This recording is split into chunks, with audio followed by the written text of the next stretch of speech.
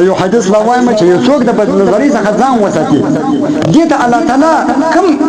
انعامات ورکوي الله تعالی څور سره کوي خو ما یو حدیث دوره نقل کړی دی چې د بد نظرۍ څخه یو څوک ځان ساتي الله تعالی په دنیا او په آخرت کې ودته انعامات ورکوي حتی چې اول انعام په دنیا کې دا دی چې په عبادت کې لکه ما چې مخکې د ټول په عبادت کې د خوند راوړي هغه عبادت که تهجد کوي که سنت کوي که نفل کوي که اشراق کوي که فرض کوي ډېر په شوق او په خوند باندې به کوي ځکه دی د الله تعالی سره روبرو چیز دی په ملاقات کې دی به ډېر په خوند باندې هغه چیز دی د ده هغه زړه به مطمئن وي هغه د ده دماغ به مطمئن وي اول شی دا او حلاوت د ایمان هغه په خپل ایمان باندې باندې خوشاله د دې زړه په دې خپل ایمان باندې مضبوط وي چې الحمدلله ماته الله تعالی دا رقم د غیرت زندگی او د غیرت ایمان راکړي ځکه الله تعالی غیرتمن ذات غیرتمن خوشي دا نافرمانه د الله تعالی به غیرت وي دا ګناګار د الله تعالی به غیرت وي په هر ګناه کې چې ملوث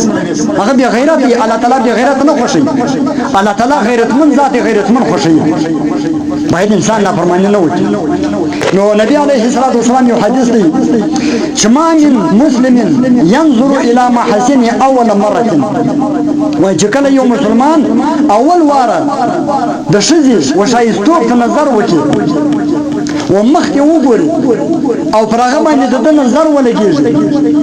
او د په ځل کې هغه شهوت او خوند پرستی راشي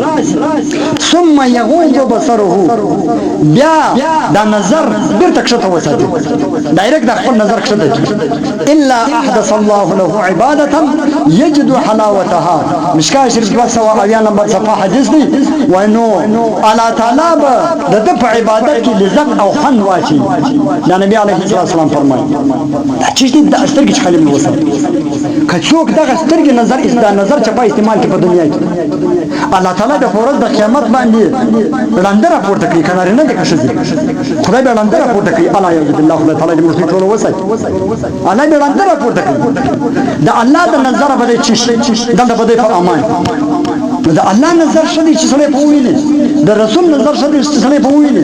او رسول دا ولاړ او د رسول د شفاعت غواړي په ورځ د قیامت باندې په دې سترګو باندې ورته ګوري دا شمن کې په دنیا کې ولنجونو ته وګورل په شو ته وګورل یا وجه لغرزون القرآن ته او بل حدیث کې د ترغیب او ترهیب حدیث کې وجه رسول نمبر صفحه 2 جلد کې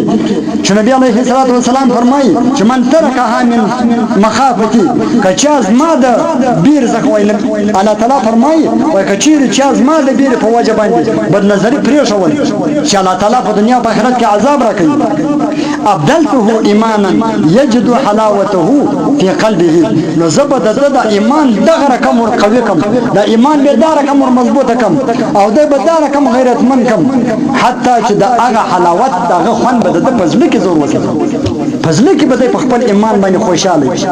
پریشان بني وسنه سبا نه دي ارسله هر دویم سړی پریشان پیسې ډېر دي اولاد ډېر دي ښځې ورته ناست دي مور پلار ژوندي دي پریشانی ده ولې پریشانی ده الله پر نافرمانی کې یو